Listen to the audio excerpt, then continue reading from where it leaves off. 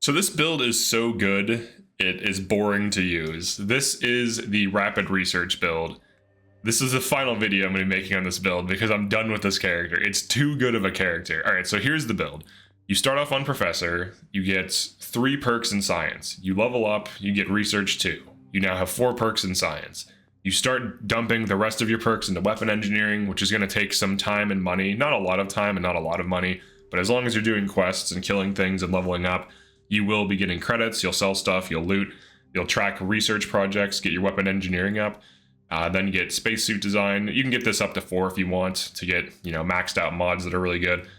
And then special project 1. So you start off in Science, and then you switch over to combats for whatever weapon type. In this case, I use shotguns, shotgun damage scaling, ballistic damage scaling, demolition damage scaling, marksmanship, armor pen, and then long term I'll max out all these, probably get this, and probably get rapid reload. And then I could also start going for other stuff later on, like wellness. But you start off in Science, then you switch into combat around like level 15 or so. And here are the weapons I use. So the Coachman is fantastic for this build because it has the Hornet Nest ammo type, which is this high damage explosive ammo type. Each one of these explosions can also roll for crits. Each one of these explosions can roll for crits. This is so stupid. So when you have plus 15% crit chance, you have at least, I don't know what the base crit chance is, maybe it's like 5 or something, because there is a base crit chance, but you have at least 15% crit chance per explosion, and each explosion gets damage scaling on those crits, and there's perks that improve crit damage. So you can be dealing insane damage from base damage, from the multi-hit, from the explosion, and from the crits, and then also you can get like armor penetration and all this stuff on it. And then high-powered scales the damage. So this is the primary weapon. Now, I'm level 26, and I have a almost 300 damage weapon that uses a cheap, common ammo type, caseless shell. All right, and then I also have this. This refined breach. So slug shots, high-powered. This thing almost does 500 damage. It's basically a sniper rifle that's semi-automatic and very accurate. All right, let's demo why this is overpowered.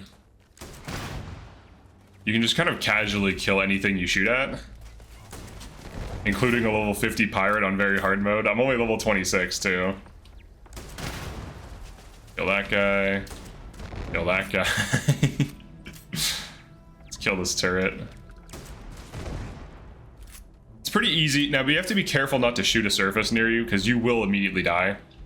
So as long as you have a clear shot, I think the enemy shots can actually destroy your projectiles and blow them up preemptively too. So you have to be mindful of that as well. That's happened to me like, here, let's get this guy once or twice now. So pretty much waste anything you shoot, and it kind of trivializes the game. The only thing you really have to watch out for is like how much damage you take. I'm like vaguely aiming at those pirates.